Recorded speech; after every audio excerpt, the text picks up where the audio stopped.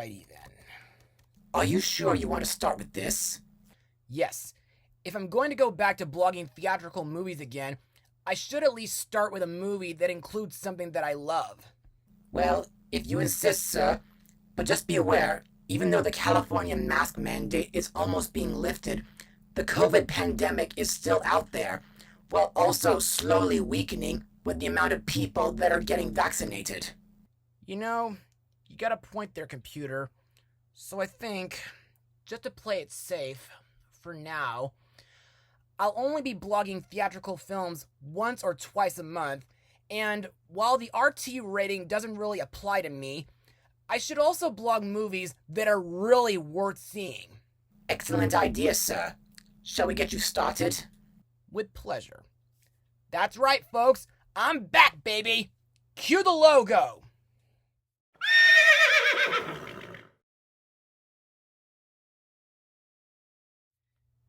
Hey everybody, I'm Joshua Orro, the Mustang Prince, and welcome to Mustang Prince Orro Reports. Yes, it's true. I'm back to blogging movies in theaters again, but only on certain conditions due to COVID reasons. Enough about that. Let's talk about horses.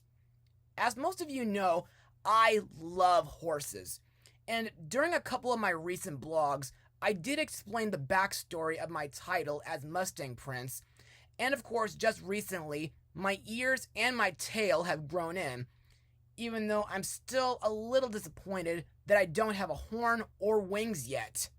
Anyway, over the years, I've looked at many different horse-related movies, and some of my favorites being the Unico films, which was my first double feature episode, The Last Unicorn, which began my third season, A Cowboy Needs a Horse, which is a classical Disney short and song, My Little Pony from 1986 and 2017, along with the Equestria Girls movies and specials, and of course, Princess Emmy, which became my 500th episode. But out of all those movies, the one horse movie that I find is extremely powerful and underrated would have to be Spirit, Stallion of the Cimarron. For those who don't remember, this underrated animated DreamWorks film from 2002, it's about a wild Cougar Mustang stallion who got captured during the American Indian Wars by the U.S. cavalry, and then forms a friendship bond with a young Lakota man named Little Creek, and falls in love with a beautiful mare named Rain. And as I said during my blog back in late summer of 2016, while I do regret not seeing it in theaters at the time, I think this is a beautiful animated horse movie with an emotional story, gorgeous traditional hand-drawn animation, and wonderful songs provided by Bryan Adams. Heck, I love it so much that it made it all the way up to number 4 on my top 30 personal favorite animated movies last year. But little do people know that 15 years later, after Spirit made it to the big screen, he received a CGI animated spin-off series on Netflix called Spirit Riding Free, created by Ari Wallington. In the show, which is set in the small frontier town of Miradero, a 12-year-old girl named Fortuna Esperanza Navarro Prescott, aka Lucky, encounters a wild Cougar Mustang, who she names Spirit, when she's on a train traveling from the big city to Miradero. Not long afterwards, the horse is captured by wranglers and brought to town to be broken in, and Lucky immediately bonds with the stallion and makes friends with Prudence Granger and Abigail Stone.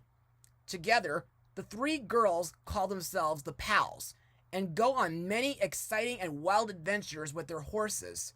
In my opinion, this is a really fun Netflix series due to the many adventures the Pals have, and I really love Lucky's bond with Spirit.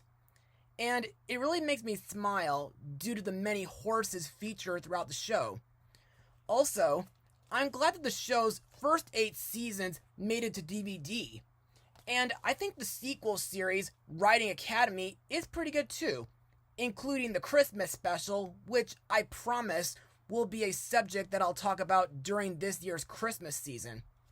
But over the past several months, I've been feeling really hyped when I heard news of a big screen animated movie based on Spirit's Netflix show. And of course, it's the subject of my blog today. But is this movie worth checking out? Well, let's find out. Released on June 4th, 2021, the movie is Spirit Untamed. So, let's get right in.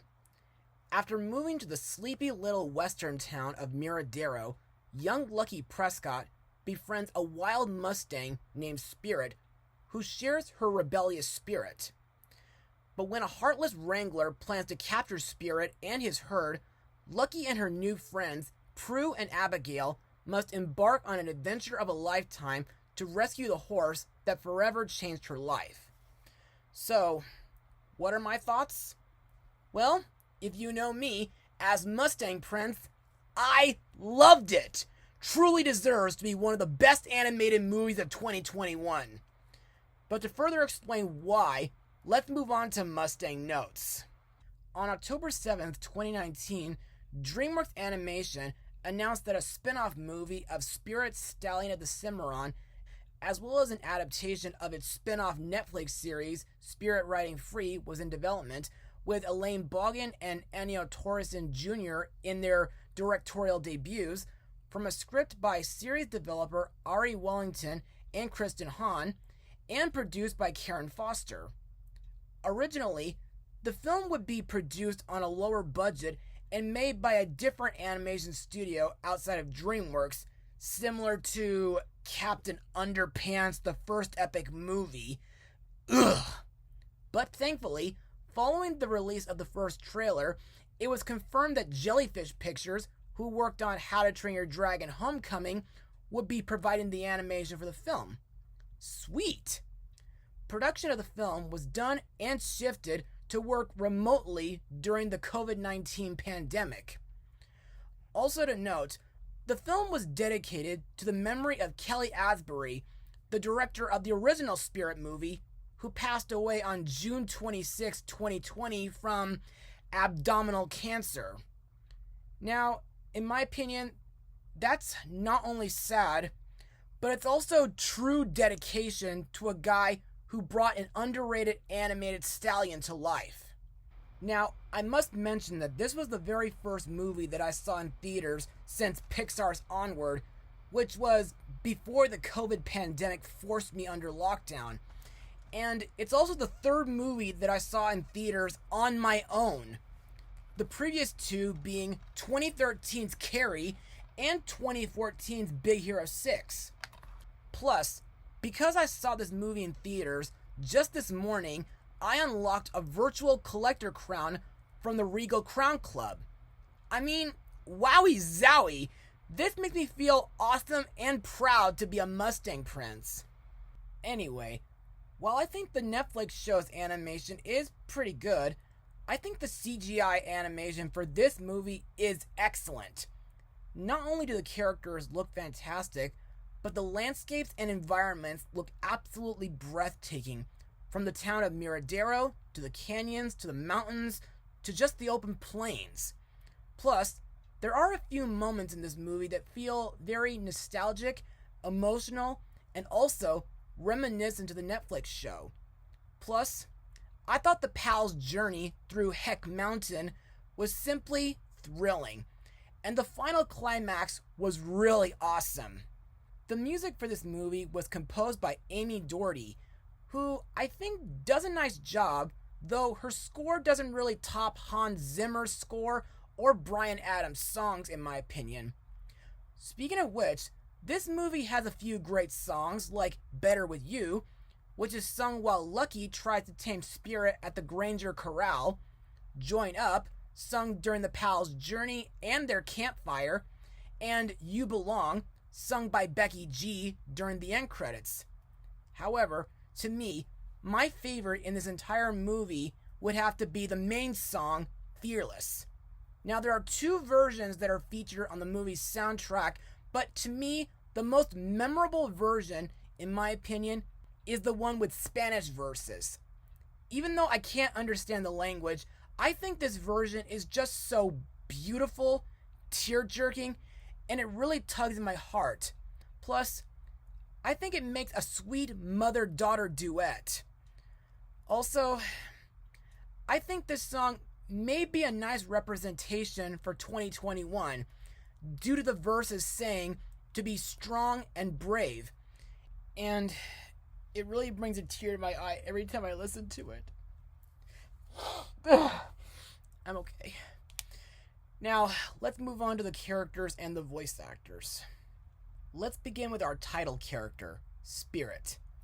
Now, let me make this perfectly clear that this Spirit is actually the offspring of the 2002 Spirit and his mate Rain. Like his father, he's the leader of his own herd, and he seems to have a headstrong and courageous nature. Plus, I think he's pretty smart. Also, due to him being a wild horse, Spirit seems pretty difficult to tame.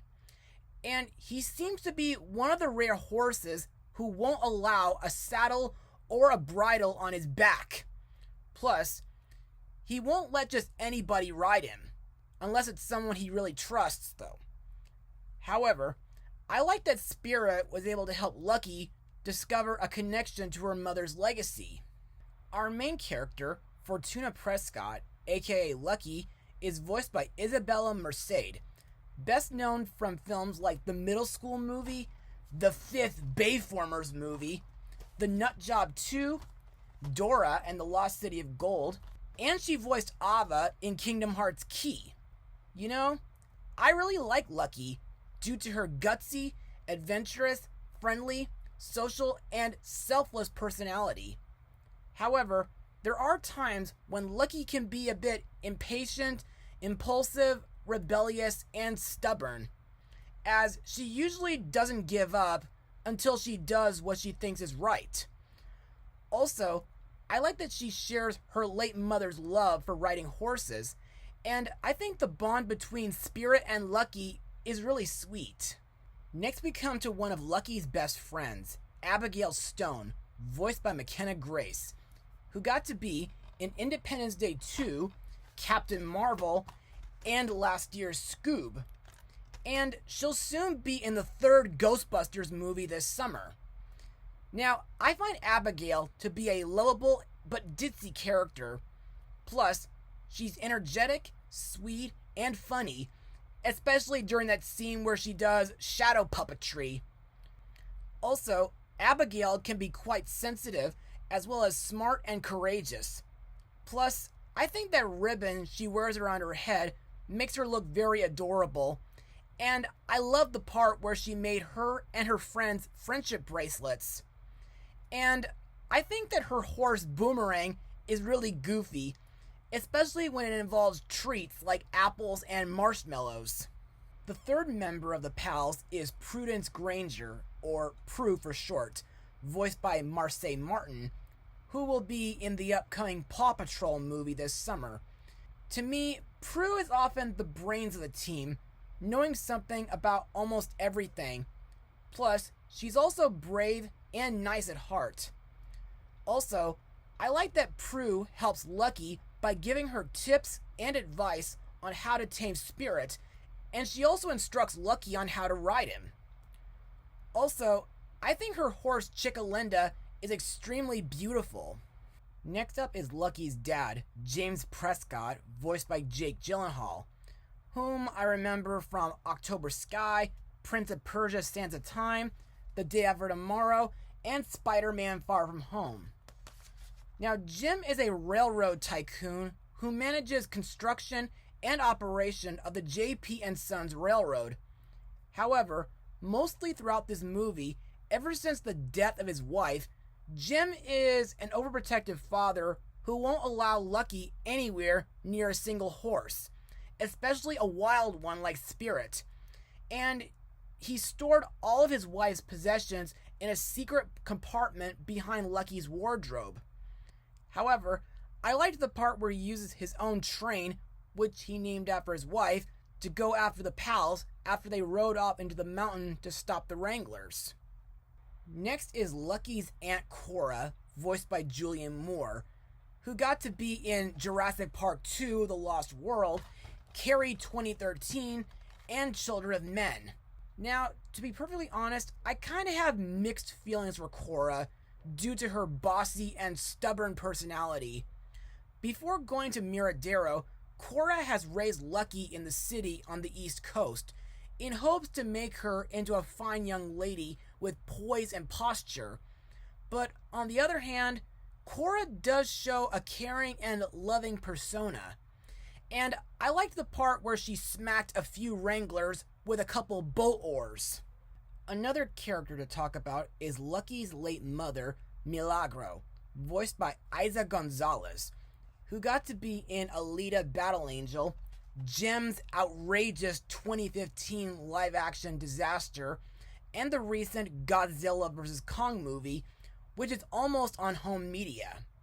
Milagro used to be a charadera, or a horse-riding stunt performer, before she passed away. To me, while Milagro doesn't really appear too much in the movie, she does get a lot of character development, and I thought her death, due to a performance accident, was very heartbreaking. Also, I like that Milagro inspires Lucky to be fearless. Oh, yeah. Almost forgot about him. This is Snips, Abigail's little brother, voiced by Lucien Perez, who got to be in Doc McStuffins, Klaus, The Secret Life of Pets 2, Wonder Woman 1984, and Raya and the Last Dragon. To me, like most little kid characters, Snips is such an annoying little pest, and like in the TV show, he can be really sneaky and mischievous, and he's a bit of a con artist. Also, I think Snips' donkey, Senior Carrots, is really silly at times. However, I did find it hilarious when Abigail ties Snips up in a couple scenes.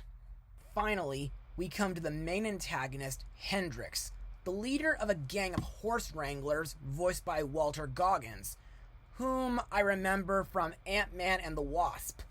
And believe it or not, this was Goggins' first animated voice role. This guy is a wanted preacher who had been stealing animals and selling them off at a big price. At first, Hendrix appeared to be very gentlemanlike due to him saving Lucky from falling off a train at the beginning of the movie. But he is soon revealed to be a greedy, determined poacher. Plus, I think he's a real creeper every time he calls Lucky Princess. And now let's move on to my final words. Overall, Spirit Untamed is such a wonderful movie and a fantastic follow-up to the original 2002 film. The animation is beautiful and breathtaking, the main characters are fun and memorable, and their journey to save Spirit's herd was simply thrilling. The music and songs were fun and emotional, and while the story was a little predictable, it makes up for it by bringing back fond memories from the Netflix show. Plus, this movie has some moments that are pretty charming and moments that'll tug at your heartstrings. I really hope DreamWorks makes a sequel to this movie soon. That way, we could see other characters like Fido, Estrella, Kate Flores, or even Maricela Gutierrez. But until they do make a sequel, I highly recommend everybody to see this movie in theaters. And for my first cinematic viewing in 15 months, it was absolutely worth it. And so, it gives me great honor to give Spirit's new movie the highest rating of 100%. Oh, and don't forget to check out the Netflix series when you get the chance. Trust me, it's really worth a watch for the whole family. Well, that's all for now, partners. Be sure to join me for my next episode, where I look at another animated DreamWorks film, which will be the final traditional hand-drawn animated movie that they ever worked on before fully going into CGI. Mustang Power.